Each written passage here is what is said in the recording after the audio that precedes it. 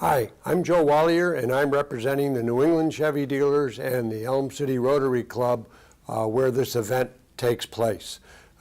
We've been sponsoring this for years. We're proud to have done that, and this event is a very important event as it is a pre-qualifier for the Boston Marathon. We have runners that come from all over New England, United States, and even land beyond. This year is going to be the 40th year, and the presentation that you're going to see is going to show 40 years in honors of everything that has been put into making this event bigger and bigger and better than ever, and really through the efforts and the service of the Keene Elm City Rotary Club. The New England Chevy dealers, we're proud to be the official car and truck of the Demar Marathon, and we hope you'll enjoy this presentation.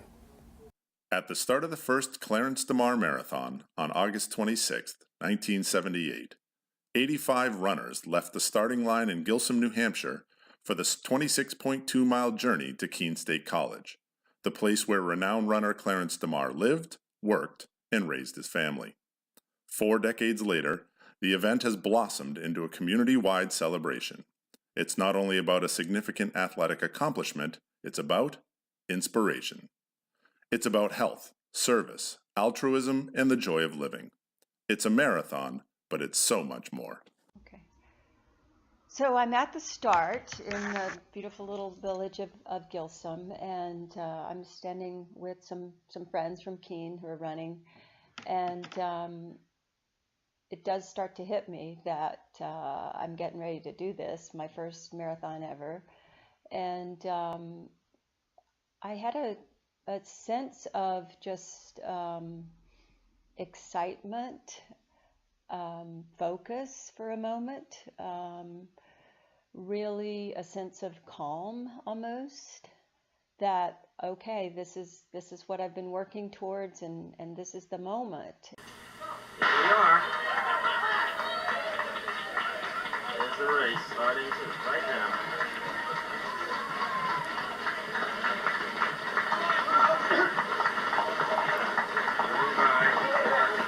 Here they go. On their way, 26.2 miles into Keene. Good luck. Well, going back to, this would go back to probably like 77, 78 before we started the race, probably a year before we started the race. I was good friends with a guy named George Bauer. We both were on the staff at Keene State College. I was in the physical education department, George was in the safety department. We were both runners, and we kind of just hatched this idea between us that wouldn't it be great if Keene had a marathon? And so that's really how we got started. In 1911, at age 23, Clarence Demar entered his second Boston Marathon. At the start, doctors had examined all runners. When they got to Clarence, they told him he had a heart murmur, that he should quit the race if he tired, and that this would probably be his last marathon. Demar won the race in 2 hours, 21 minutes, 39 seconds, a half-mile ahead of the second-place finisher. If only the doctors knew just how wrong they were. We always wanted every runner to have a very special experience, whether you were first, last, or anywhere in between. That's what we were striving for. So we wanted every runner to feel like that they were special, and that they were going to be treated well, and that they were going to be celebrated for finishing a marathon, which is a big deal. He ran all over New England, even in the 44-mile races of his day from Providence to Boston. He ran in marathons throughout the United States. He was a 3-time member of the U.S. Olympic team, winning a bronze medal in 1924 in Paris. Special to me as a native of Keene. I kind of grew up with knowing of the Demar. It's the first marathon I ever watched as a kid. It's the first one I ever ran when I was 19. And then winning the race in your hometown is kind of special, crossing that finish line. Just there's a great sense of accomplishment. The crowds and the running experience as you're doing the 26.2 miles, it is hard to imagine how important that is and how it keeps you just really sort of loose and in a good place, and in a place where you feel connected to other people. A lot of running is, alone time, in your own head time, worrying about, did I eat enough? Are my shoes okay? Am I getting blisters? All that stuff, this internal dialogue. And when you have people who are sharing the experience and really wanting to share the experience, it takes you out of your own head, which is a place you can get really lost, and it makes it so much more fun. People called Clarence Mr. de Marathon. Maybe that's because he ran in 33 Boston marathons. Maybe it's because he finished first a total of 7 times, his last victory coming in 1930 when he was 41 years old. Reflecting back to 2014, 44 years of age, knowing that it was going to be a hot day, starting to help out a lot with my son and his cross-country team. The last time I had won Clarence Demar was when he was born, and not realizing, about 16 years later, I would have my son riding a bike alongside me, having lost both my parents, a couple years earlier, having a lot of the cross-country team out on the course with water supporting me. It became very emotional. And it didn't make sense to me. I knew that I was fit, but I didn't think that I was going to win by 18 minutes and almost break down in tears because of the emotion of my parents at like 16, and had to corral myself together and say, you realize you got 10 more miles to go. Keep it together, keep running. And it was still very special to have everybody there to support me. So back to the original question about turning on to Appian Way was very special. And then now looking back, realizing that my days of running are pretty much done. My knees genetically apparently are going, and now all I can do is mentor other runners. So it's very special that I was able to get that last moment, and I'll cherish that marathon over any, and it wasn't even close to my fastest, so it doesn't matter the time. I think it matters more the emotion and what it does for you. So it was a great time. Year after year, enthusiastic volunteers made the Keene race both successful and special. It may have been the first marathon to award a medal to each and every finisher. It never paid big-name runners to attend, and by the mid-1980s, it earned the reputation in running circles as a race people would come back to year after year. The Keene Elm City Rotary Club took over the organizing and administration of the race in 2012, after 35 years of uninterrupted success and accomplishment by volunteers from Keene and beyond, who had faithfully guided the event from its infancy to its standing as one of the premier races in New England. So since I was 40, and definitely slipping, I have won 7 full marathons, got second 6 times, and third 4 times, a total of 17 times within the first 3 places. I'm wondering what I can do after I'm 50. Clarence Demar, 1937. The Demar's been continuously run for the last 40 years, since 1978.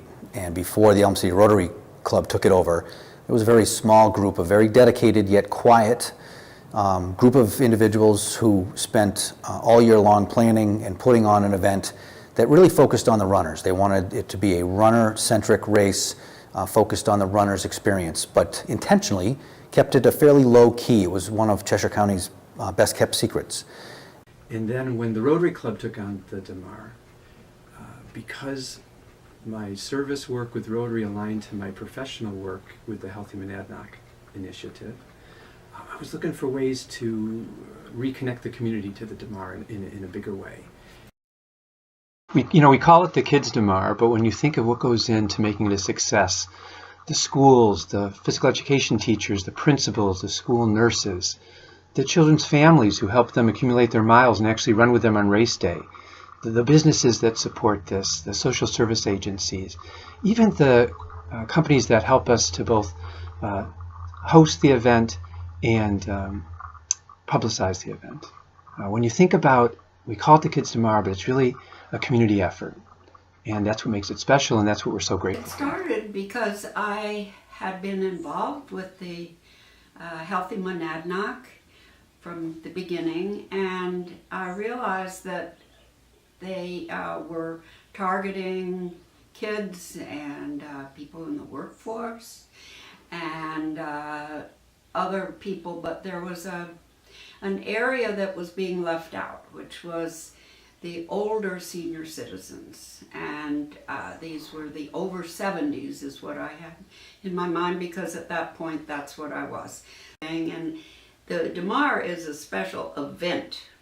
We have walks that go on and they socialize a little bit, but the Demar is an event, and getting a medal around your neck, and they increasingly they have, I have seen them really get excited about this, having some of their kids standing by with their cameras and cheering them on as if they had run the whole marathon, and that really was worth it. So when you're running that last mile, you can hear the crowds from Keene State. You're coming up the Baker Street Hill, and again, knowing exactly where you are in this community and having run that route many times, you know that really you have just under a half a mile left, and you can hear the crowds, and you can hear Alan and Ted announcing the runners, and they announce each runner as they come through the finish line.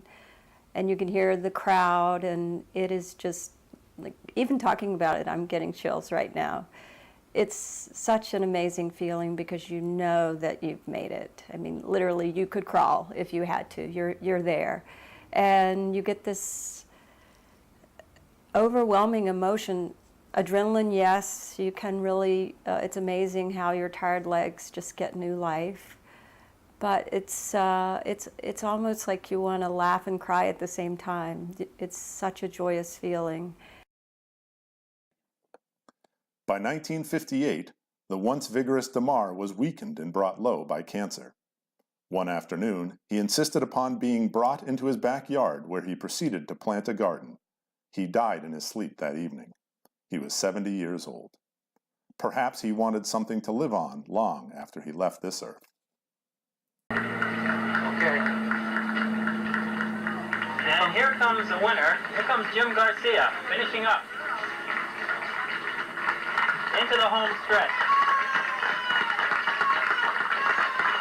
Jim's still looking strong. He's still looking good. His time, 2:35:44. And the energy you feel at the finish line is something it's hard to describe, but it's an energy that lasts the entire day, from the first runner finishing to the last runner finishing. And when I say the last runner finishing, that person is usually coming across around 2:30 in the afternoon. And when that person turns on Appian Way, we blare the theme song, the Olympic theme song. There's still 50 to 60 volunteers and community members cheering this person on. And the energy at that point in time is no different than the energy when the winner comes across the finish line. So if anybody has any doubt about how to pick themselves up, they should come spend a couple hours at the finish line of the Demar Marathon. I'm proud of what we started. I'm even more proud of the people that have kept it going. One person or a small group of people like we weren't going to keep this thing going on our own for 40 years. But the fact that the community has embraced this and ran with it, to me, that's the most rewarding thing of all, that we started something that really has sustained itself and grown and flourished. So proud of that. 20 years after the death of famed runner Clarence Demar, two friends decided that they would organize a marathon in Keene, New Hampshire to honor the legend. 40 years later, the marathon claims a long and proud history, a well-earned reputation as the people's race, and a future where the best is yet to come.